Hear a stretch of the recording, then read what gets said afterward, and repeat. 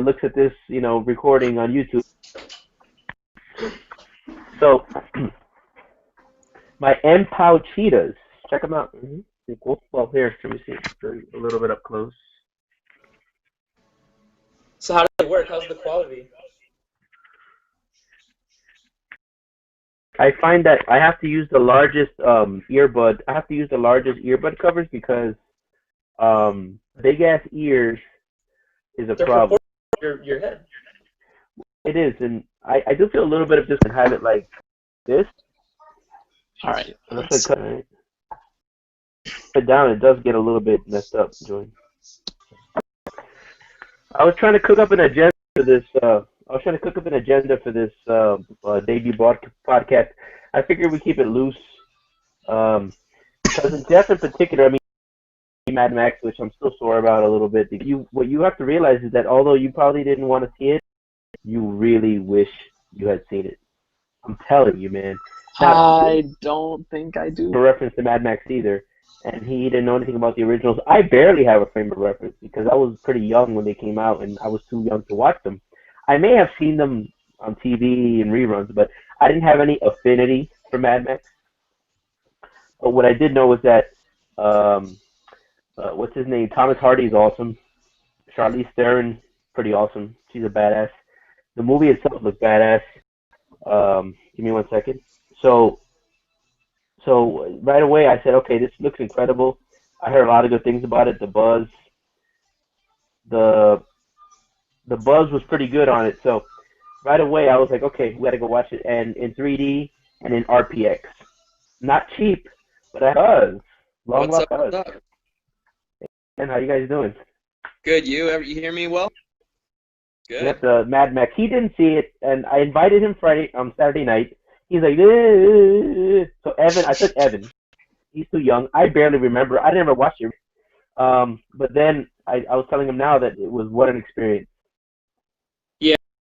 One of my good friends here last night, and he's like, "Sorry, man, I got to mow the lawn," and I'm like, "You're going to regret that."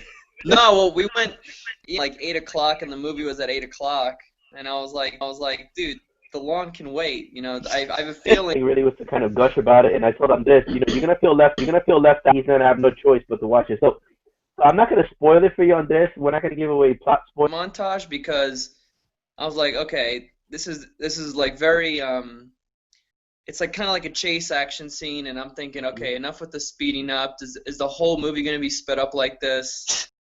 300. Up, slow down. Oh, but I think that was it. and then it's like, oh no, actually he's coming back. So it was kind of like a tables turn situation. I like that. Oh, Andres, it's funny that you say 300 because that movie, like, two things were in my mind the entire time I was watching the movie. Cool, like feeling, cool look, action-packed, and really just very macho. Even though there's, a lot of badass females in it, still the whole movie's it's just so cool. Your expectations. Critics, he said like, can we nominate this for Best Picture because it really deserves to be up there. So I had high expectations. I heard from people that saw it like on Thursday or Friday that it was amazing. So I couldn't wait. Besides 300, the other thing that was in my mind the entire time was the production and the backstory behind the movie. And one of the things they said was supposedly, like in the late 2000s, like the late aughts, they were going to develop a video game. Really great. It's kind of making a good product, but usually video games are garbage. Oh, Jason Clarke, the one from He plays a better than the movie, no question. I mean, please. I comes out of jail and starts to get back into business. But I still never played number 2. 3 is a totally different direction. I heard that one's amazing. Yeah, it takes place in different locations all around the world, and it's kind of like a grizzled Max Payne, older. He's still a badass though. It's some pretty good bullet time stuff. They kind of added some of that Matrix bullet time mechanics. Well, they always had it, but they used it a little better, I think, and it felt more like a third person, kind of Uncharted-esque in some. Clark, I've been seeing him a lot now. He the mob movie, what's it called? Yeah, and Um, I'm happy because I'm trying to think what I first saw him in.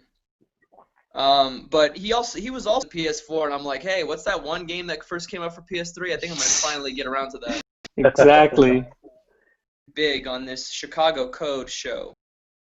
the Uncharted, I beat all three, and I beat The Last of Us, which is an incredible game too. Kind of all those games are like in the same sort of like genre, in the same vein. Wanted to check it out. No, Because one of the things that people talked about, and I noticed in the movie, was probably the biggest character was a woman, and feminism was a big thing in this movie, which is a surprise. You think this macho movie is going to be all about, testosterone, 300, Arda, warriors.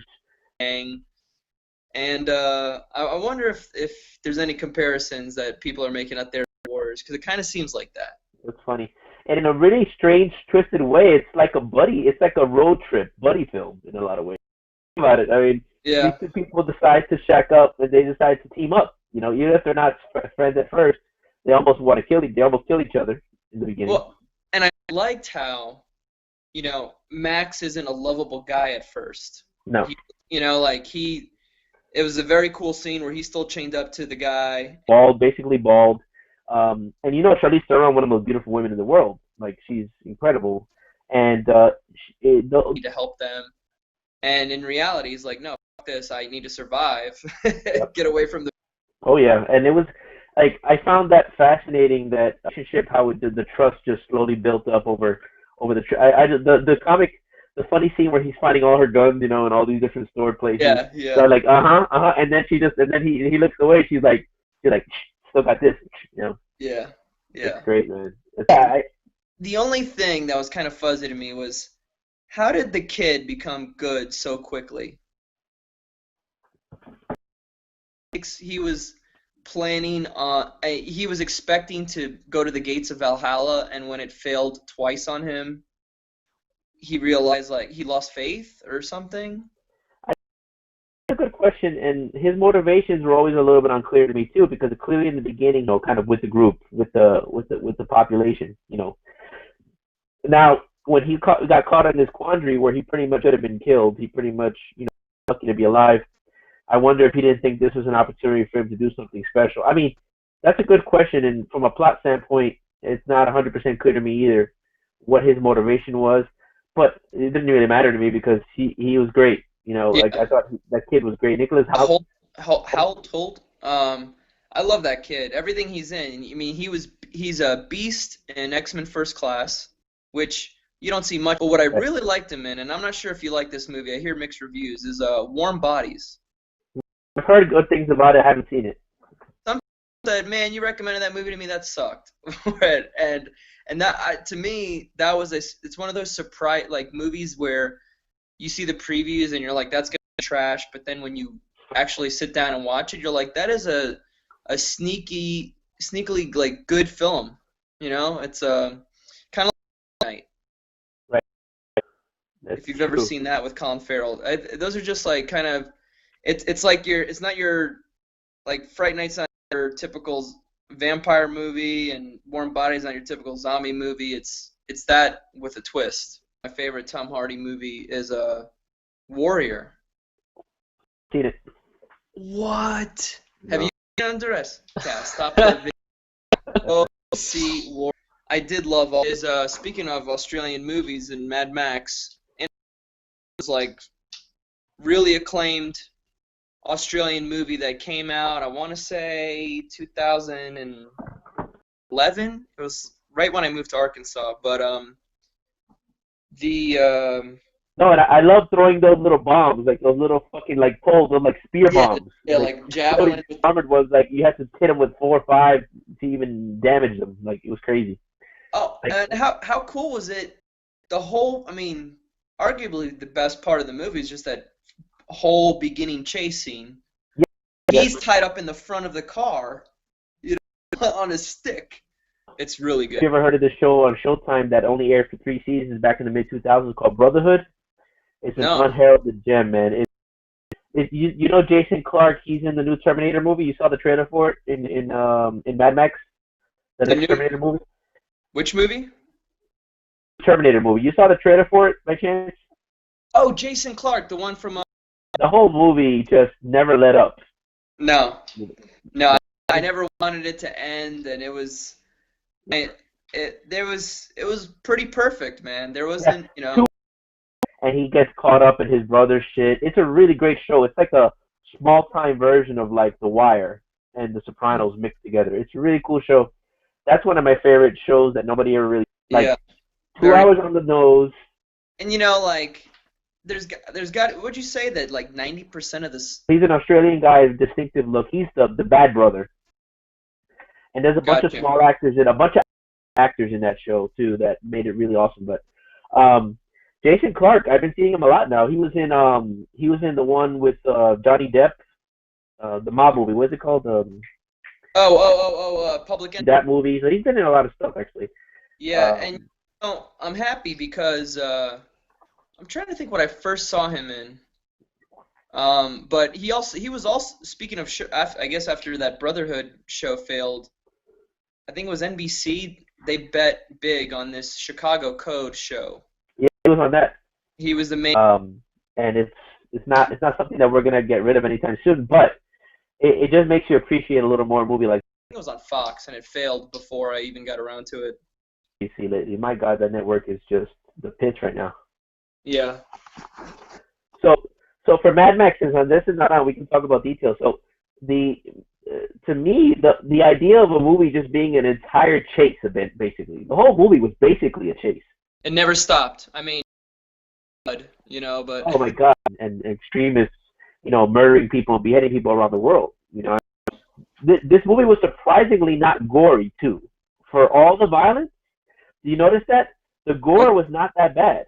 I expected to another thing, all those like different tribes and their different vehicles, like it was it. You know what? Now that we're kind of thinking back at it, it reminds me of kind of like the Warriors. Mhm. It's like you're on this long trek to get home, and everyone is you, and they're all teaming up to get you, and everyone has their own kind of like distinctive gang. And I wonder if there's any comparisons that people are making out there to the Warriors, because it kind of seems like that. It's funny. In a really strange, twisted way, it's like a road trip buddy film in a lot of ways. I mean, think about it. I mean, these Yeah. two people decide to shack up and they decide to team up. Even if they're not friends at first, they almost want to they almost kill each other in the beginning. Well, and I liked how, Max isn't a lovable guy at first. No. Like he was about how the kid turned good so quickly, and maybe that's the power of women. Did you see those chicks? Let's talk about the women. Holy moly, what is going on with that? Yeah. Those supermodels. Oh yeah, yeah. I recognize the one who died. Oh yeah, and it was like I found that fascinating that like I thought their relationship, how the trust just slowly built up over the comic, the funny scene where he's finding all her guns, in all these different stored places. Yeah, So yeah, I'm like and then he looks away. She's like still got this, yeah, It's yeah. great, man. Um, Let me. yeah, The only thing that was kind of fuzzy to me was how did the kid become good so quickly? you know that. So That guy, yeah, I was Wikipedia. yeah. I wanted to read more about George Miller because I'm like, who is this guy? Clearly the director and creator of Mad Max, and the guy who found Mel Gibson.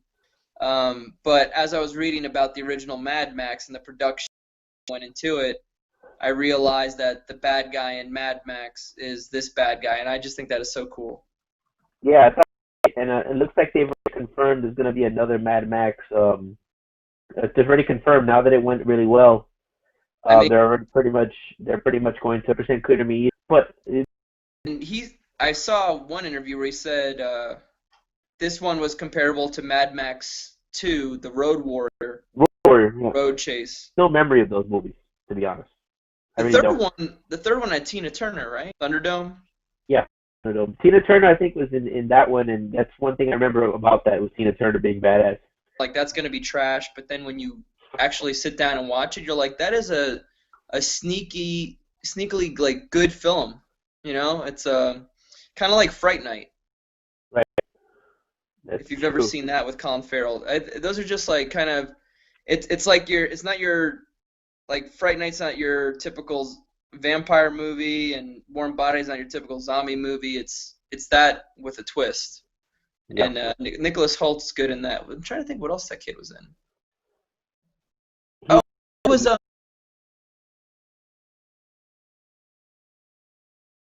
yeah, Wow. Like, let's talk about that first fucking spiked yeah. vehicle. Like, I was like, porcupine on wheels. I was like, holy shit. And then it shut up. It put it out. Yeah. Yep. And then when they would have the competition where they had to both spit gas into the fucking Siphoning. they were both trying to get ahead of the other so they can get the advantage. They're just getting dropped off, and you got to like deal with one after the other.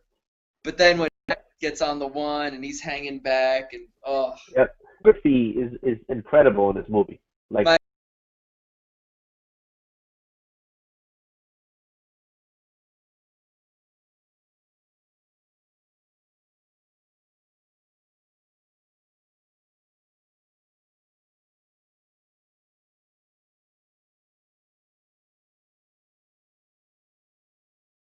fucking file is all he needed to take that big ass thing off. He's just like, oh, thank you. Like, No.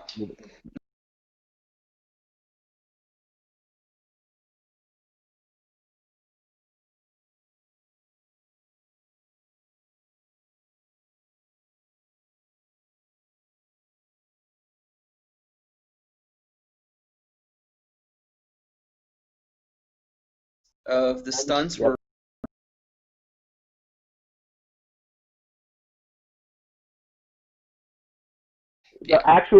The actual scenes on the road, most of them were practical effects. That's incredible.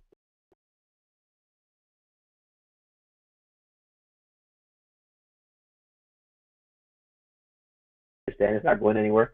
And it's not something that we're gonna get rid of anytime soon. But it just makes you appreciate a little more a movie like this that puts more emphasis on, the human element. And interestingly enough, this movie was very human to me. It felt very much at its soul, very much had a human soul to it. I didn't feel like this was just a mix of fucking violence and insanity. I think there was always a purpose to it. And Yeah. it's really killing each other in the Middle East over religion and extremists, nasty shit. Limbs being. There was Batman, but not a lot of it was shown very directly.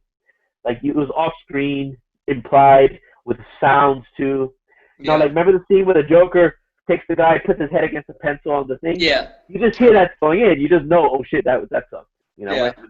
And he uses sound, editing for that. So I thought this movie, as crazy and insane as it wasn't that gory and wasn't that inappropriately gory that I think it was good so quickly, and maybe that's the power of women.